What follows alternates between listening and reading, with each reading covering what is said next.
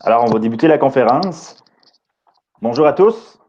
Bienvenue. Merci d'être présent à la conférence d'Albatros Midget 3, notre quatrième cette semaine, aujourd'hui qui va se dérouler sous forme de discussion avec nos invités Jérémy Ouellet-Baudry et Alex Belzile. Avec nous, nous avons également Guillaume Vallée, entraîneur adjoint du Midget 3 et entraîneur-chef de notre équipe Bantam 3A, qui va assurer l'animation et poser des questions à nos invités. Donc, avant de débuter, on vous demande aux participants de garder micro et caméra fermés pour tout le long de la conférence. Pour vous assurer de bien voir les intervenants qui vont parler à l'écran principal, je vous invite à aller dans votre barre d'outils en bas de l'écran. Donc, activez votre barre d'outils. Lorsqu'elle est activée, allez complètement à droite sur les trois petits points et vous cliquez sur les trois petits points. Ensuite, vous allez cliquer dans « Modifier la mise en page ». Vous cliquez sur « Modifier la mise en page » et finalement, vous cliquez sur « Projecteur ». De cette façon-là, la personne qui va intervenir va afficher dans votre écran principal. Si vous avez des questions au fur et à mesure pour nos intervenants, simplement les poser dans l'onglet chat. Même chose si vous avez des problèmes à entendre ou voir la conférence, que je puisse vous aider. Sinon, je vous souhaite une bonne écoute à tous. Guillaume, je te cède la parole. Parfait. Merci beaucoup. Merci à tout le monde d'être là. Je pense que avec le titre, là, les défis à surmonter pour atteindre le plus haut niveau, je pense que deux gars, Alex et Jay, ils passent encore par plusieurs étapes puis ils ont passé dans leur vie par plusieurs défis à remonter, autant positifs que négatifs. Fait que je suis super content de les avoir aussi. C'est deux gars que je connais très bien qui ont de la parole en masse. Fait que je pense que ça va être le fun de les entendre parler sur différents sujets. Juste avant, on va les laisser se présenter un petit peu. Je vais commencer avec Alex, le plus vieux des deux. Son cheminement un petit peu au hockey là, au cours des dernières années, on peut y aller même jusqu'au début, là, quasiment Bantam ou Midget, là, si tu veux partir de là, compte un peu ton histoire. Là. OK, bon, ben premièrement, merci à tout le monde d'être autant présent en ligne. C'est sûr que c'est pas un temps facile pour tout le monde, mais je pense que juste le fait de jaser de hockey un petit peu, ça fait plaisir à tout le monde. Mais pour moi, personnellement, moi, je suis natif de Saint-Éloi, qui est un petit village près de Rivière-du-Loup. Puis au niveau de mon hockey mineur, je l'ai fait à Tropstyle avec les Aventuriers des Basques. Puis par la suite, lors de mon séjour midget, j'ai joué 2 ans à midget 2C à Rimouski. Pardon, à Tropstyle. Et ensuite, j'ai joué midget 2A avec Promutuel La Rivière-du-Loup. Par la suite, j'ai joué junior 3 une année. Après ça, j'ai joué 2 ans et demi junior majeur avec l'Océanique. Et par la suite, là, j'ai joué quelques années dans la East Coast, dans la East Coast League. Pour ceux qui ne connaissent pas, la East Coast League, c'est la ligue au-dessus de la Ligue américaine. Donc, tu as la Ligue nationale, la Ligue américaine, puis la East Coast League en Amérique du Nord. J'ai joué au moins 2-3 ans dans la East Coast. Et par la suite, j'ai reçu des petites des call-ups, des rappels dans la Ligue américaine ici et là. Puis ça a été au cours de ma 5e année là, que j'ai joué le plus de matchs dans la Ligue américaine dans ma carrière. Donc, j'ai joué, je pense, 40-45 games dans la Ligue américaine.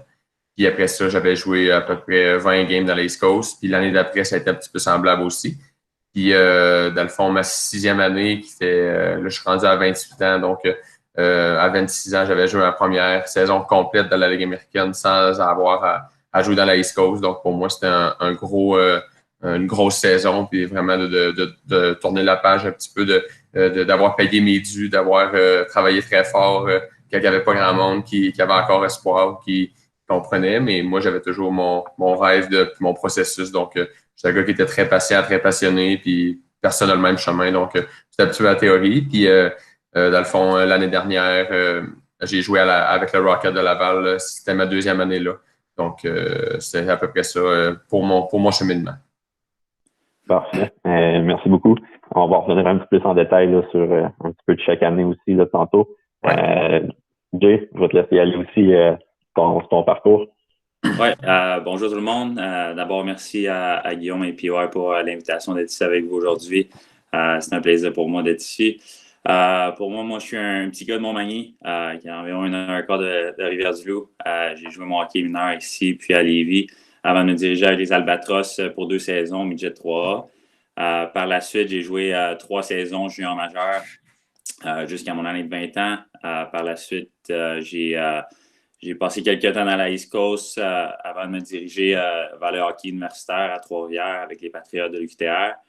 J'ai joué 3 saisons là-bas. J'ai fait j'ai étudié dans un baccalauréat là-bas. Pour la suite, je me suis dirigé, j'ai retourné dans l'East Coast au Kansas là, pendant 3 saisons.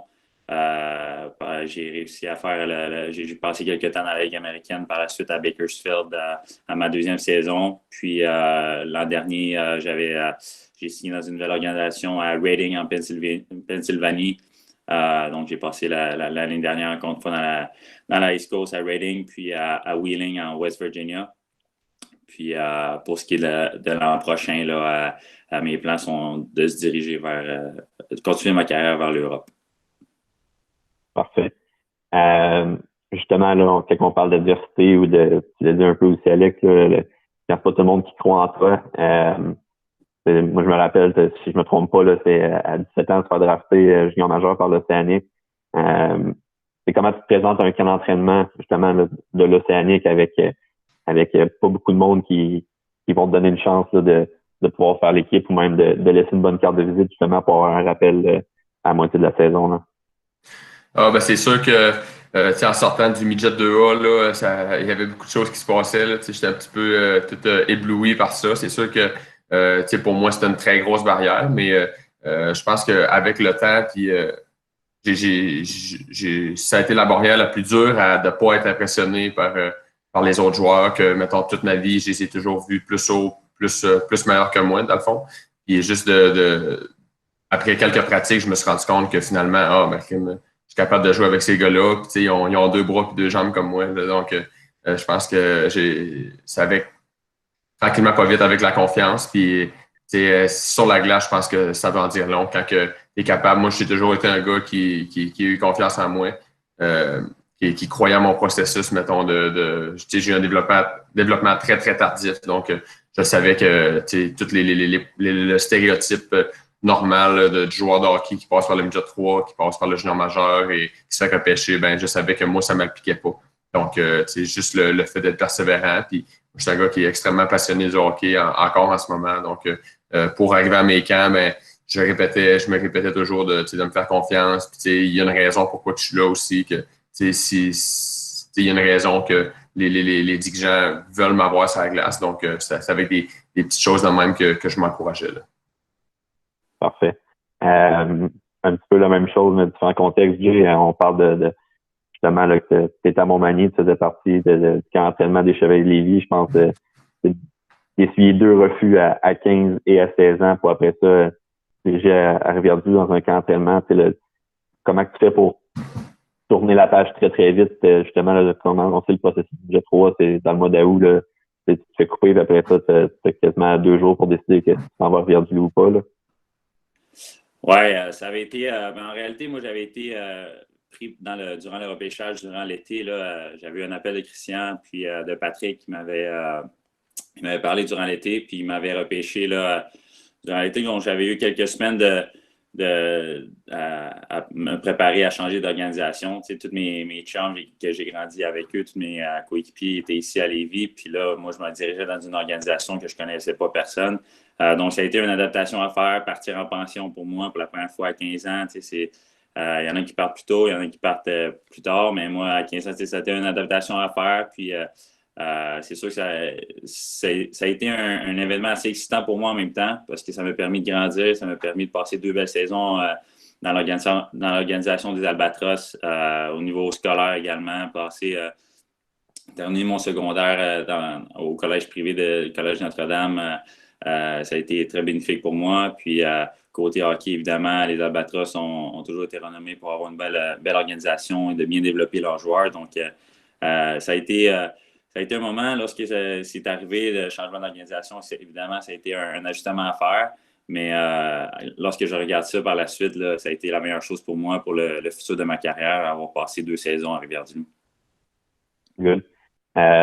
Maintenant, on va y aller peut-être un peu plus le côté psychologique là, versus ce qui se passe un peu plus, on parle plus du pro de ce côté-là, mais par exemple, Alex, si je regarde un peu tes stats, même des autres saisons, tu sais, des fois ça va bien, vous avez des bonnes saisons, puis après ça, ou même des bons moments, mais il n'y a pas de call-up, vous avez eu des blessures, je pense, les deux un petit peu là, durant vos carrières.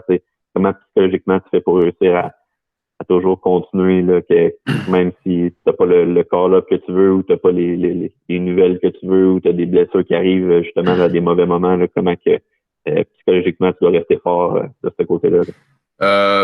Ben à la base, moi je pense que au niveau à mon passage junior majeur avec Rimouski, moi j'avais été très bien encadré. Quand je suis arrivé là, j'avais eu Clément Jauloin comme entraîneur-chef, puis Donald Dufresne comme assistant coach. Puis j'avais beaucoup d'affinité avec Donald Dufresne. Je pense qu'il voyait un petit peu mon potentiel, puis comment que mettons, ma tête de hockey, là, souvent dans un bas âge, j'étais vraiment pas développé physiquement, mais je comprenais, mettons, la game, entre parenthèses. Donc, tout l'aspect psychologique, je pense que c'est très sous-estimé au hockey. Je pense que c'est un aspect qui est très important de se sentir en confiance, puis que peu importe qui arrive, il y a tellement de choses qu'on ne contrôle pas dans le monde du hockey, d'arrêter de chercher le pourquoi du comment ou de acclamer l'injustice dans un sens, parce que moi, j'ai aussi simple que ça, que il n'y a rien qui arrive pour rien dans la vie. Fait que, puis aussi, mettons, par exemple, il y avait des parties dans la East Coast. Je me souviens, ma 3e année, j'étais à Idaho, puis ça allait super, super bien. J'ai eu un excellent mois, puis j'avais pas de rappel. Puis, cette année, je commençais un petit peu à me décourager. Fait que là, je me souviens, j'avais écrit un message texte à Donald Dufresne, juste pour parler un petit peu. Puis il m'avait simplement dit, tu sais jamais ça va être quel match ou qui va être dans les estrades pour te regarder. Fait que, il n'y a rien qui arrive pour rien dans la vie. Puis souvent, c'est quand tu t'en attends le moins qu'il y a des bonnes choses qui arrivent. Donc, j'avais juste gardé ce message-là en tête. Puis, moi, je m'accroche avec rien un petit peu. Là. Je me dis, des fois, des games les mardis soirs à Evansville, je me souviens, il y avait à peu près 60 personnes dans les estrades. Je me disais, c'est pas grave, ça en prend rien qu'un maintenant, je vais avoir une chance. Puis, juste de toujours être déterminé. Puis, finalement, cette année-là, j'avais même pas eu de rappel. Donc, mais c'est pas grave, ça m'a permis de signer mon premier contrat à 2 volets dans la Ligue américaine l'année d'après. Et par la suite, j'avais eu une vraie chance pendant au moins 2 mois à San Antonio. Donc, indirectement, je sais pas s'il m'avait déjà vu jouer, mais peut-être que un recruteur par là m'avait vu jouer une game à quelque part, puis il avait soumis mon nom. Donc, tu sais jamais comment tu te comportes, que ce soit ton attitude, que ce soit ton activité de travail, tu sais jamais qui te regarde. Puis, je pense que c'est très important de toujours être sharp dans ce sens. Puis, tu sais jamais, dans le fond, il n'y a rien qui arrive pour rien dans la vie. Il faut pas se décourager. Puis, l'adversité, au contraire, je pense que c'est bon. C'est bon pour les jeunes, c'est bon dans un jeune âge parce que si tu ne l'as pas jeune, mais que tu arrives plus vieux, ben, tu ne sauras pas nécessairement comment réagir, dans le fond. Exactement. Jay? Oui, totalement d'accord. L'aspect psychologique pour un joueur de hockey est extrêmement important. Je pense qu'il a fait la différence avec un joueur qui va performer année après année, puis un joueur que sa carrière va s'arrêter plus rapidement. Je pense que, tu sais, moi, je prends un exemple, là, après ma première année, après mon année 21 ans, j'avais commencé dans la East Coast. Puis avant de me diriger vers le côté universitaire, j'avais été retranché de la East Coast, puis j'avais passé quelques matchs même avec les Trois-Îles de Rivière-du-Loup. Puis à ce moment-là, moi, dans ma carrière, je me demandais vraiment où je m'en allais. Est-ce que ça vaut la peine de continuer? Puis finalement, j'ai continué, j'avais un plan. Moi, je pense que dans l'adversité, il faut toujours se donner des objectifs à court, moyen et long terme. Puis de toujours les garder en tête, puis de toujours avancer chaque jour à faire. Toutes tes actions sont envers tes objectifs. Puis même s'il y a des moments qui sont plus durs, des moments que tu te sens que bon, ça n'arrivera jamais, je ne serai jamais capable d'y arriver. C'est à ces moments-là qui sont les plus importants de continuer à faire ce que tu fais bien puis à faire ce que tu crois qui va t'amener vers ton objectif. Puis moi, ben, à ce moment-là, j'ai réussi à jouer universitaire. 3 ans plus tard, c'est à mon camp d'entraînement à Bakersfield dans la Ligue américaine que j'ai réussi à percer l'alignement en tant que joueur invité. J'étais arrivé là, puis c'est de se faire confiance. C'est d'arriver à un camp d'entraînement, de se faire confiance, d'être fort mentalement, puis de penser à pourquoi on est là, pourquoi, avec nos forces, faire en sorte que tu sois capable de performer sur la glace, peu importe ce qui se passe alentour de toi. Puis même s'il y a des journées plus difficiles, ben, tu continues à travailler fort. Puis c'est jamais facile. Puis le hockey, je trouve que c'est une bonne chose puisque ça nous apprend à vivre à travers l'adversité tout au long de notre carrière. On a des niveaux de différentes adversités à faire face. Puis lorsque tu travailles fort, à passer à travers, puis un jour, tu vas tomber sur le marché du travail, tu vas continuer à faire face à différents niveaux d'adversité, mais c'est à ce moment-là que tu vas être capable de faire face à ça avec confiance parce que tu vas avoir appris auparavant à le faire. Donc, c'est d'être fort mentalement, de toujours continuer à voir les choses du côté positif.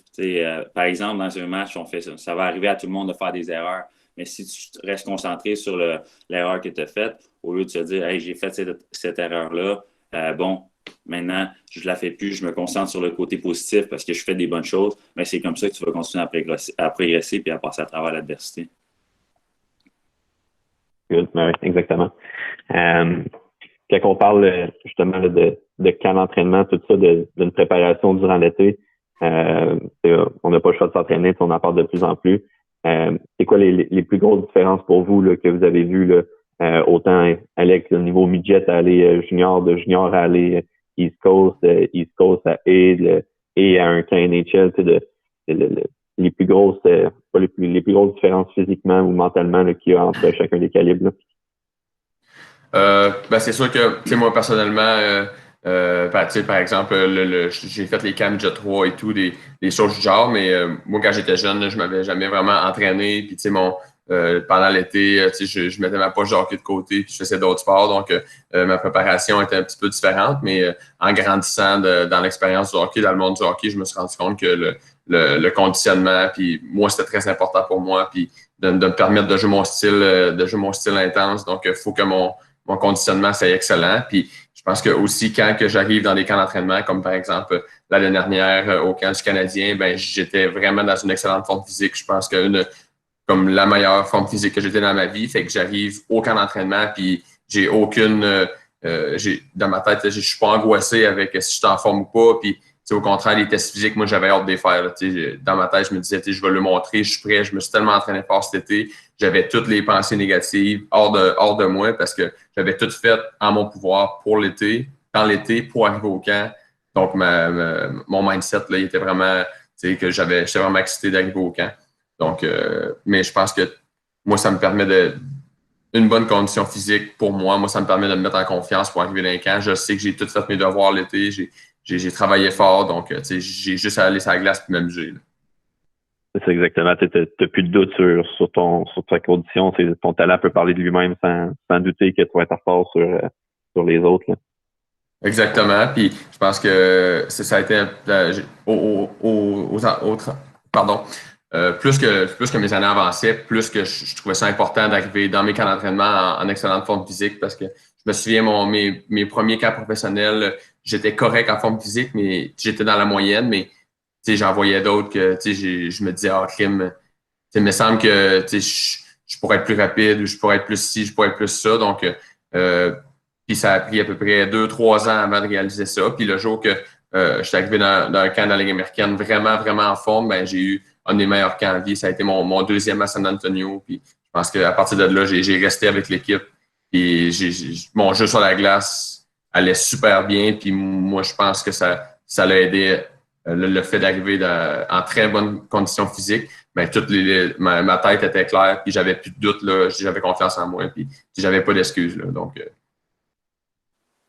Jay, même chose. Ouais, c'est sûr, comme Alex a dit, la condition physique est très importante. Je pense que le hockey d'aujourd'hui n'est pas seulement ce que tu fais sur la glace, mais énormément ce que tu fais hors glace. Tous les petits détails que tu vas faire hors glace, que ce soit dans le gym ou même chez toi, ce que tu vas manger, toute ta préparation part de là. Donc, on en parlait, le côté mental, mais maintenant le côté physique également. Donc, c'est très important durant l'été, chaque jour, de t'entraîner, d'être discipliné à chaque jour là-dedans pour arriver prêt au camp d'entraînement. Comme on a dit, je pense que ça élimine des doutes lorsque tu arrives au camp d'entraînement, puis ça améliore ta confiance en soi. Puis c'est comme ça que tu vas être capable de performer. Puis chaque petit détail, comme je le mentionnais tout à l'heure, ça fait partie des objectifs. Si tu te mets des objectifs à atteindre, t'entraîner, ça fait partie des détails qui vont te permettre d'atteindre ces objectifs-là. Moi, j'ai toujours été un gars qui aimait ça, s'entraîner. Donc, j'ai toujours été quand même en forme dans mes camps d'entraînement. Puis, c'est ce qui a fait la différence un peu partout où j'ai passé. J'arrivais prêt physiquement. Donc, ça me permettait d'avoir des fois un edge sur des joueurs à côté de moi qui ont été plus soft un peu durant l'été là, dans le gym. Donc, c'est sûr que ça fait la différence. Puis ça, on s'en rend compte, plus on monte dans les niveaux, plus c'est important. Puis le hockey évolue à chaque année aussi. C'est important durant l'été de s'entraîner autant dans le gym que sur la glace aussi. Je pense que tu vois des joueurs, les jeunes joueurs dans la Ligue nationale, ils sont talentueux énormément parce qu'ils travaillent beaucoup de choses durant l'été également. Donc, c'est important d'être en bonne forme physique, mais aussi de travailler sur certaines choses durant l'été sur la glace pour permettre d'être au sommet de ta forme là, au camp d'entraînement. Good. Ah oui. Un petit peu, là, on parle de mentalement, c'est important d'être là psychologiquement, puis je pense que ça part aussi de la famille. Je pense que l'encadrement familial est super important pour les jeunes, surtout ce temps-ci là, avec le confinement. Mais vous êtes un peu semblables, mais un petit peu différents. C'est Alex, t'as un frère plus vieux que tu as vu un petit peu là passer par les rangs par en haut, voir son entraînement, tout ça. Puis Jay, c'est le contraire, t'as un frère plus jeune, puis c'est soit toi qui le pousse vers le haut ou c'est lui qui lève le matin, mais je pense que à quel point ça peut être important d'avoir quelqu'un de la famille qui a passé par là puis qui peut vous aider à s'entraîner aussi ou à avoir des petits conseils de ce côté-là. Oui, c'est sûr. Tu sais, moi, en grandissant, j'ai un grand frère, il a joué pour les Albatros, puis il a joué Midget Espoir à 15 ans. Donc, tu sais, pour moi, c'était un modèle, puis il était vraiment sérieux dans tout ce qu'il apprend, tout ce qu'il disait dans le fond, que ce soit à l'école ou que tu sais, c'était un gars qui était vraiment là, vraiment perfectionniste, qui était très dédié dans tout qu'est-ce qu'il entreprenait. Donc, ça a été un beau modèle pour moi parce que souvent, tu sais, quand j'ai commencé à bas âge, je jouais junior 3 puis de commencer à comprendre que le hockey, va falloir que je commence à faire d'autres choses l'été qui vont me permettre d'être meilleur sur la glace. Donc, je pense qu'un gars comme Patrick, ça m'a beaucoup aidé à me pousser. Puis, des fois, ça me tentait moins, mais c'est pas grave, il m'encourageait. Puis, ah ouais, let's go, ça va être fait. Puis, des fois, on fait pas toujours ce qu'on veut faire dans la vie. Je pense que des fois, on fait des petits sacrifices. Même si tout le monde est humain, tout le monde, c'est sûr que c'est le fun d'avoir du plaisir et tout, mais pour un gars comme Jay, lui, il aime ça s'entraîner, puis peut-être que ça vient plus naturel, mais peut-être qu'il y a des jeunes que ça le tente moins, mais tout ce que tu fais, la fois que tu vas courir de plus, le 100 mètres de plus, ou n'importe quoi qui va te permettre de te faire mieux sentir, ben, je pense que ça, c'est important. Puis d'avoir un modèle, un grand frère, je pense que ça m'a beaucoup aidé là, pour en ce moment, je m'en ai pas rendu compte, mais indirectement, là, ça m'a vraiment poussé et ça m'a vraiment motivé. Good. Jay, toi versus avoir un frère un peu plus jeune. Oui, c'est sûr que la famille est très importante tout au long de ta carrière. Ça va être les personnes qui vont te supporter le plus partout où tu t'en vas. Puis moi, j'ai la chance d'avoir un petit frère qui joue encore, puis qui veut pas, nous, on s'entraîne ensemble, on se pousse chacun et l'autre, puis c'est différent. Moi, j'agis plus j'essaie d'agir le plus comme un modèle pour lui, puis on se challenge un peu chacun de notre côté pour toujours s'améliorer puis de se pousser puis pour s'assurer d'être prêt à chaque camp d'entraînement. Donc, c'est super important, encore une fois, d'avoir le support de son côté. Comme moi, c'est important de lui donner mon support. Dans les moments difficiles, parfois, qu'on a des downs un peu mentalement, ben ça va être lui qui va m'appeler puis qui va me jaser, qui va me remettre sur le droit chemin pour que je puisse continuer à performer. Donc, c'est des situations que parfois, tu as besoin de lui. Autant, même si c'est mon petit frère, des fois, j'ai besoin de lui, que des fois, c'est moi qui dois agir en grand frère puis l'aider. Donc, comme on l'a dit, le support familial est très important pour continuer à traverser les niveaux, là, c'est sûr. T'en as parlé un petit peu, Jay, on va y aller avec toi. T'en as parlé un petit peu, là, c'est quoi ton plan un petit peu pour la prochaine saison là, versus t'en as glissé un mot, mais versus les décisions que tu vas prendre, je pense, dans les prochains mois ou qui sont déjà pris là, versus l'année prochaine? Ben c'est ça, là, avec la situation présentement, avec le COVID-19, c'est un peu compliqué. Là. C'est sûr que tout est sur pause présentement. Là. Mon plan est de me diriger vers l'Europe. Ça fait plusieurs années que j'y pense. Je pense que c'est un style différent de hockey. Là-bas, ça joue sur une plus grande glace. C'est un style de jeu rapide, moins physique un petit peu. Donc, avec moi, avec mon petit gabarit, ça pourrait être un bon fit pour moi. Mais là, espérons qu'avec la situation présentement, tout se replace d'ici quelques mois. Puis, le recrutement peut progresser, continuer, puis que la saison peut commencer. Mais c'est ça, mon plan, c'est de me diriger vers l'Europe. Je vais encore jouer plusieurs années dans le hockey. Puis, l'expérience européenne m'intéresse beaucoup. Puis, donc, comme j'ai dit, j'espère que la situation va se placer rapidement. Là. Ouais, je pense que tout le monde sur l'appel, je pense, espère que le hockey revienne le plus vite possible. Oui. Alex, toi de ton côté?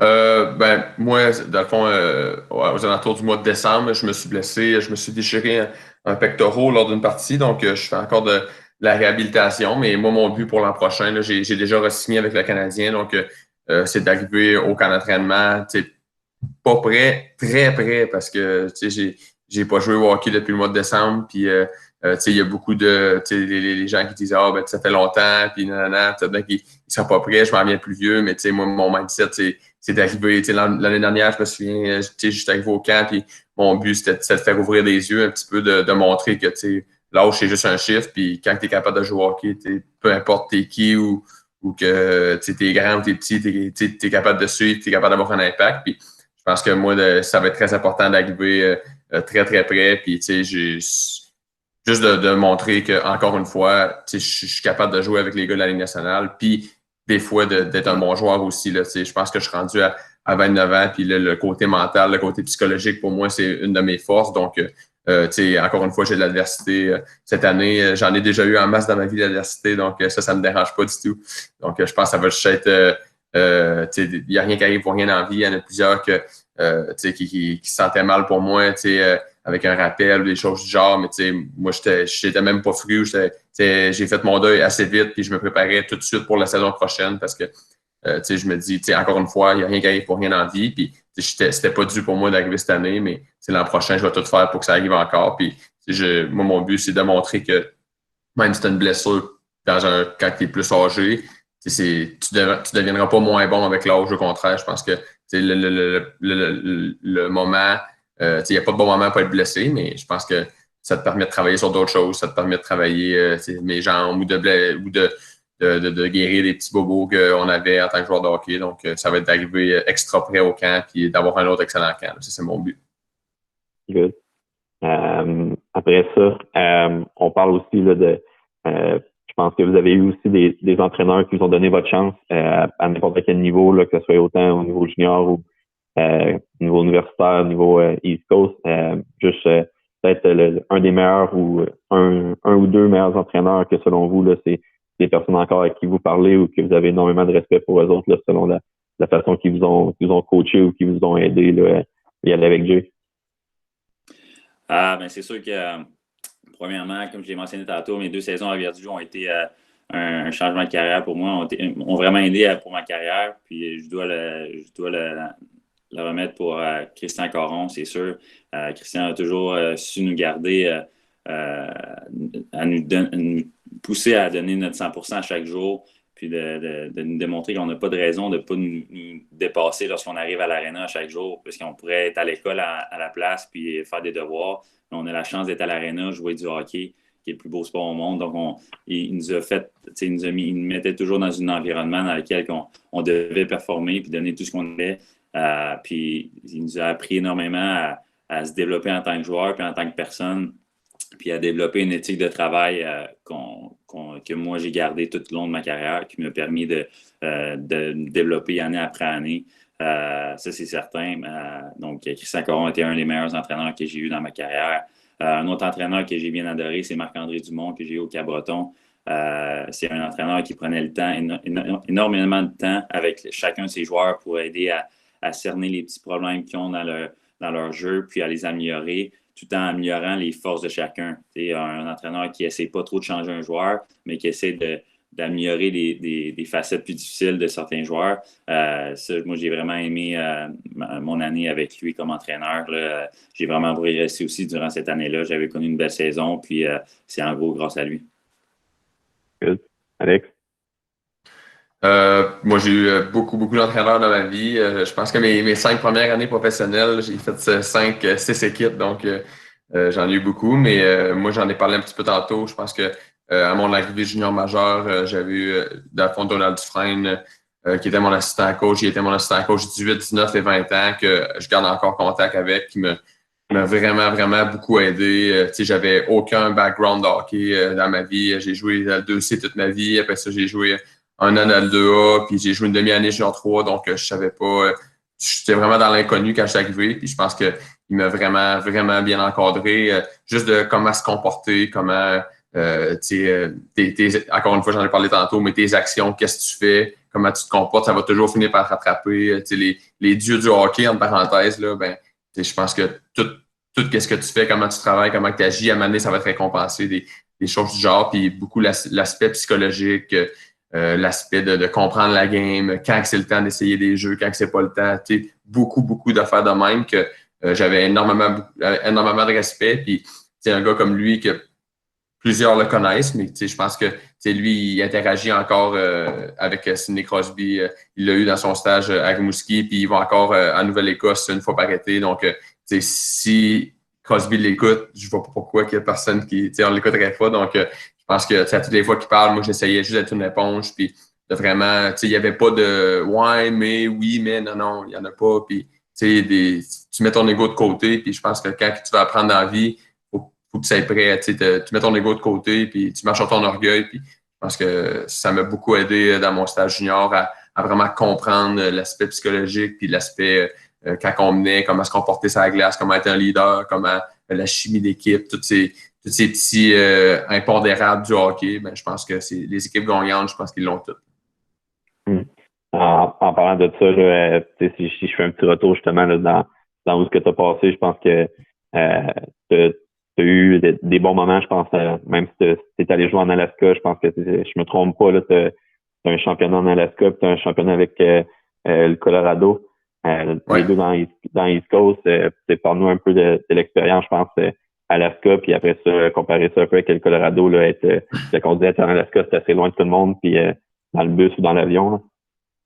Oui, exactement. Puis je pense que c'était deux championnats qui ont été vraiment différents les uns les autres. Puis je pense que ça a été bénéfique pour moi. En Alaska, c'était ma deuxième année professionnelle. Puis je sortais d'une blessure.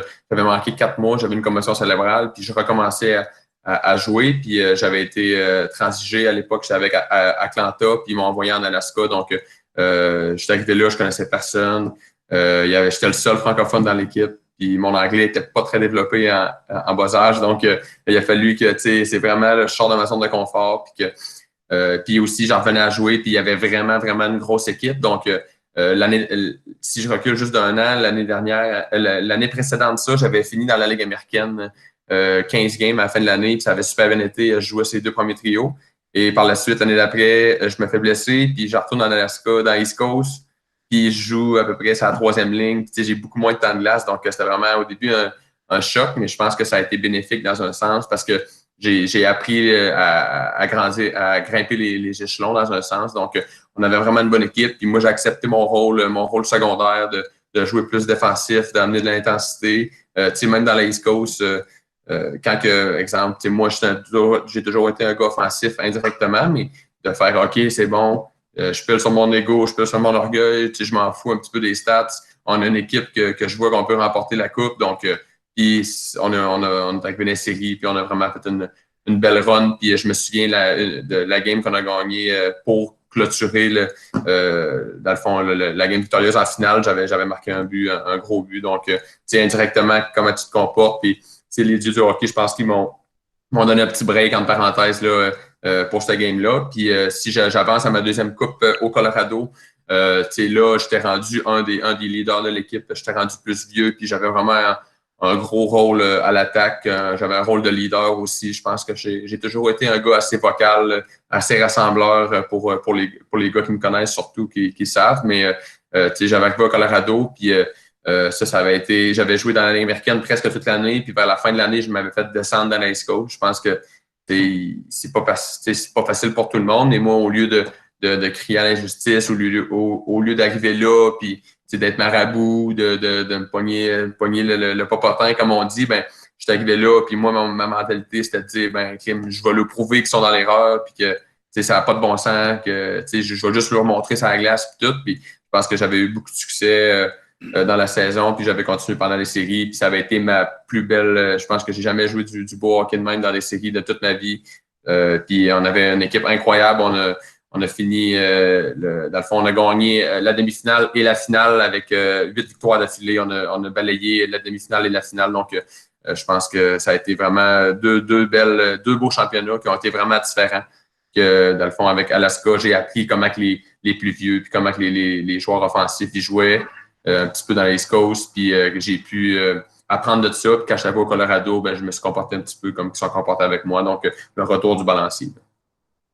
Prendre de l'expérience en plus jeune âge, puis après, c'est capable de l'appliquer là, versus exactement. Là, les plus jeunes qui étaient avec toi, puis tout ça. Là. Ouais. Jay, si je me trompe pas, à 17 ans, tu es revenu midget 3, même si c'était un late.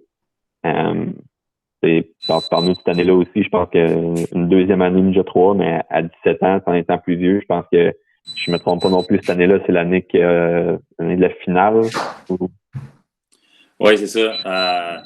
Oui, j'avais eu, j'étais revenu du camp d'entraînement de l'éthique de Victoriaville cette année-là, comme un 17 ans à Rivière-du-Loup. Je pense que ça a été une très bonne chose pour moi. On avait une excellente équipe à Rivière-du-Loup. On avait des très bons joueurs comme Alexis Loiseau, Christopher Clapperton, Cédric Paquette. On avait une belle équipe, puis ça faisait, on avait pratiquement la même équipe que l'année d'avant, donc on avait un très beau noyau de joueurs. Puis ça a été vraiment une belle année pour nous. Encore une fois, on s'est bien développé, on a eu du succès tout au long de l'année. Puis malheureusement, on s'est incliné en finale face à des gros joueurs aussi comme Anthony Duclair, Jonathan Drouin, Mike Matheson.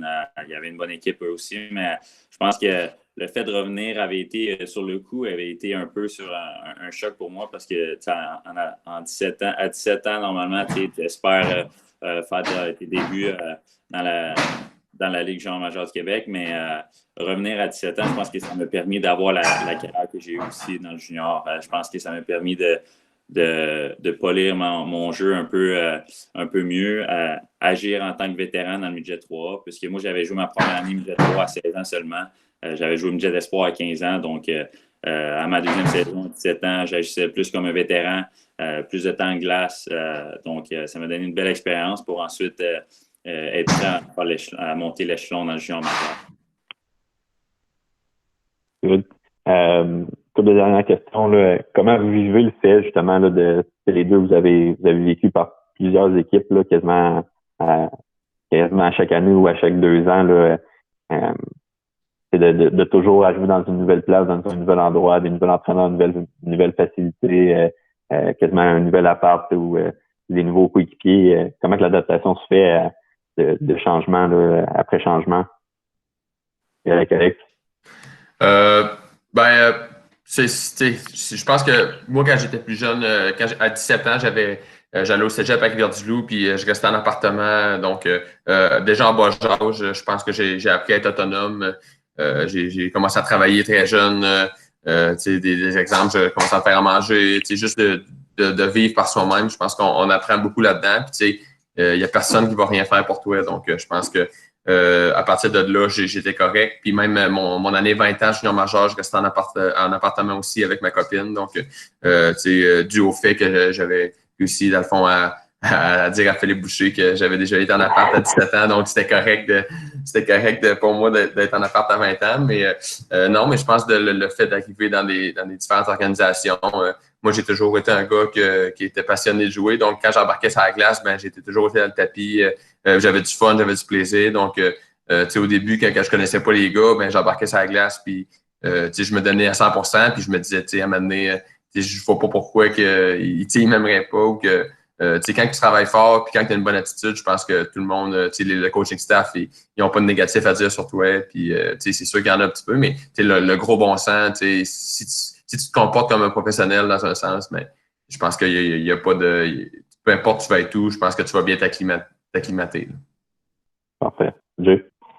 Oui, mais c'est sûr que changer d'organisation, souvent, des fois, ça peut être vu comme ça doit être difficile, mais en fait, ça reste du hockey. Tu joues au hockey à Rivière-du-Loup, à Victoriaville ou bien à Trois-Rivières, ça reste du hockey. Donc oui, si tu changes d'organisation, il y a peut-être une adaptation à faire, mais sur la glace, ça reste, faut que tu joues ton propre hockey. Donc, si tu restes vrai envers toi-même, tu restes toujours la même personne, tu fais toujours les petits détails comme tu fais toujours, puis tu travailles de la même façon, c'est certain que tu vas performer, même si tu changes d'organisation, même si tu arrives dans une nouvelle équipe.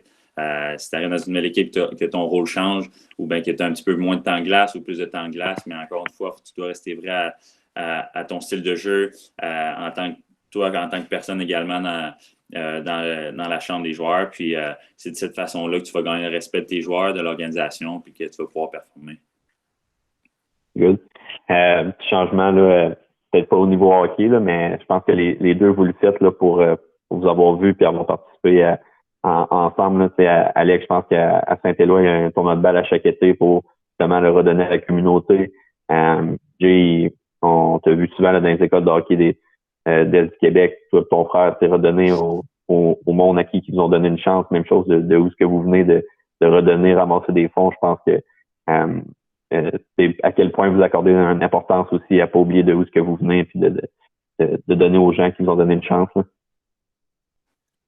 Ouais, je pense. OK, je vais y aller. Dans le fond, c'est juste que moi, je trouve ça important. Là, je viens d'un petit village Saint-Éloi. Je pense qu'on est 300 personnes à peu près. Puis, on est du monde qui sont très fiers, qui sont travaillants, on est très positifs. On trouve toujours des solutions. Donc, je pense que pour moi, j'ai grandi là, j'étais à l'école là, j'ai passé beaucoup d'heures sur la patinoire extérieure là. Donc, j'ai toujours été un gars qui aimait ça retourner dans le Bas-Saint-Laurent. Je trouve ça paisible. Ça me retombe dans mes racines, ça me retombe dans mon enfance. Puis, je pense que c'est une belle zone de confort. Donc, avec mes parents, je pense que c'était très important. Là, on aime s'organiser des choses aussi, de rassembler. Donc, là, l'idée de faire un tournoi là, un tournoi de balle donnée était je pense que c'était une bonne idée de faire une petite réunion une fois par année de tout le monde qu'on connaît un petit peu dans le Bas-Saint-Laurent. Puis non, je pense que pour moi, j'aime ça. J'aime vraiment ça revenir là, dans le Bas-Saint-Laurent à Saint-Éloi. Parfait. Oui, mais c'est sûr que, tu sais, faut jamais, comme on l'a dit, il ne faut jamais oublier de où on vient. Puis lorsqu'on grandit, lorsqu'on est jeune, puis on commence à jouer au hockey dans le hockey mineur, puis qu'on fait par exemple, des camps de hockey ou quand tu as la chance d'avoir un joueur de hockey professionnel ou d'un joueur de la Ligue nationale qui vient te voir puis te parler, puis juste de le voir puis de prendre une photo avec lorsqu'on est novice à tombe, ben c'est des moments que tu vas te souvenir tout au long de ta carrière. Puis lorsque c'est rendu toi qui joues professionnel, ben à ce moment-là, c'est important pour toi de redonner aux jeunes aussi, de prendre le temps de leur montrer un peu des exemples pour eux, afin qu'ils puissent continuer, puis à progresser, puis à monter, puis un jour poursuivre leurs rêves à eux. Donc, si toi, tu as réussi à avoir nous, on a réussi quand on était jeunes à avoir des gens qui venaient nous aider à se développer, à nous montrer des joueurs de la Ligue nationale qui venaient nous voir, puis qu'on les prenait comme des exemples, mais c'est important pour nous de faire le même, puis d'aider les jeunes. Donc, pour moi, revenir à Rivière-du-Loup, puis aider dans les camps de hockey durant l'été, c'est un peu ma façon de redonner à la région. Moi, en ayant passé 2 saisons là, c'est un peu, je viens pas de là, mais mes 2 saisons ont été remplies d'expérience. Puis retourner à Rivière-du-Loup, c'est un peu, ça me fait de quoi à chaque année, à chaque été que je retourne là. Donc, c'est important pour moi de retourner là. C'est du bon monde, c'est des bons jeunes, puis c'est plaisant de passer du temps là, puis d'aider les jeunes à se développer en tant que personne puis en tant que joueur de hockey. Excellent. Avant de laisser Pierre, je pense que Pierre avait une question, mais juste pour tout le monde, j'espère que vous avez apprécié. Je pense que c'est 2 gars je pense que si vous l'avez entendu, là, c'est 2 très bonnes personnes. Pour les connaître un peu, là, 2 passionnés de hockey. Je pense qu'Alex et Jay, on pourrait parler quasiment tout l'après-midi de hockey, ça leur dérangerait pas. C'est des tripeux solides, puis ils ont passé par beaucoup de choses difficiles, puis je pense que c'est des exemples là, que un nom définit pas ta carrière. Je pense que vous êtes capable de modeler votre carrière avec ce que vous faites année après année, puis juste de vous dire de pas lâcher là-dessus. Là. Pierre-Yves? Oui, ben en fait, si vous me permettez, messieurs, pour conclure la conférence, j'aurais une dernière petite question. Là. J'apprécie vraiment le fait qu'on a touché à différents sujets comme l'adversité, sortir de sa zone de confort. J'ai abordé aussi l'intégrité, l'importance de l'entraînement estival. Pardon, actuellement, on a des joueurs en ligne qui nous écoutent d'âge atome à midget. Avec votre parcours, là, votre feuille de route, votre expérience, puis du recul, ce serait quoi, personnellement, votre meilleur conseil pour ces jeunes hockeyeurs-là? Moi, Avec les jeunes, je te dirais juste d'avoir du fun, avoir l'arena. À la base, le hockey, c'est un jeu. Fait que, tu sais, tout le monde va faire des erreurs. Il n'y a pas personne qui est parfait. Puis d'accepter aussi que personne n'est parfait. Puis de jamais lâcher, puis de croire en soi. Puis c'est pas à cause que il y a quelqu'un qui dit que tu es moins bon qu'un autre ou des choses du genre. Ou, je pense que l'adversité, ça fait du bien. Puis tout le monde dit dans la défaite, on apprend. Mais c'est vrai aussi quand tu as des déceptions dans la vie, ben, tu te retrousses les manches, puis tu trouves une façon de rebondir. Puis, je pense que l'adversité en bas âge, moi, c'est quasiment recommandé parce que si tu ne l'as pas en bas âge, ben, tu arrives plus tard, puis tu penses que tout cuit dans le bec, puis ben là, tu arrives, puis tu as moins de solutions. Donc, je pense que ayez du plaisir, puis faites-vous confiance, puis ça va bien aller. Merci. Jay? Ouais, ben un peu comme Alex a dit, je pense que moi, ce que je dis aux jeunes quand je coach durant l'été, c'est toujours ça, c'est d'avoir du plaisir. Ça reste le hockey, reste un jeu. Puis on a la chance de le jouer, donc on le joue parce qu'on a du plaisir à le faire, donc on doit toujours avoir du plaisir. C'est sûr que plus qu'on va monter dans les niveaux, plus qu'il va y avoir de l'adversité à faire face. Puis il y a des journées que tu vas revenir de l'aréna, puis tu ne seras pas toujours de bonne humeur. Mais c'est la façon que, comme Alex l'a dit encore une fois, c'est la façon que tu vas rebondir de ces situations-là, que lorsque tu vas réussir à passer à travers ces moments plus difficiles-là, que tu vas te rendre compte que c'est le fun de jouer au hockey. Puis c'est avec ça un peu que lorsque tu rencontres des obstacles, que tu fais du fun à passer à travers ces obstacles-là, puis à démentir les détracteurs un peu alentour de toi. Puis lorsque tu prouves aux autres que non, j'ai été capable de le faire, j'ai été capable de me rendre là, même si tout le monde alentour disait que j'aurais pas été capable, mais c'est en prouvant ça, tu montres que bon, tu avais raison de croire en toi, puis c'est avec ça que tu te fais du fun aussi tout le long de la carrière. Vraiment, merci beaucoup. Merci beaucoup, messieurs, Alex, Jérémy, de votre temps. Ça a été vraiment intéressant, honnêtement, de vous entendre sur votre parcours. Je vous souhaite la meilleure des chances, bonne continuité dans votre carrière respective. Merci à tous de votre écoute. J'espère que vous avez apprécié. Donc, on vous invite à vous inscrire. On vous annonce déjà que la semaine prochaine, pour une 4e semaine, on va tenir des conférences en ligne. Donc, soyez à l'affût sur notre page Facebook ce soir. On va annoncer les 4 prochaines conférences la semaine prochaine. Puis, si vous voulez réécouter la conférence d'aujourd'hui, bien sûr, elle est enregistrée, puis elle va être déposée sur notre site web. Donc, merci à tous. Bonne fin de journée, tout le monde. Bye. Salut, merci les gars.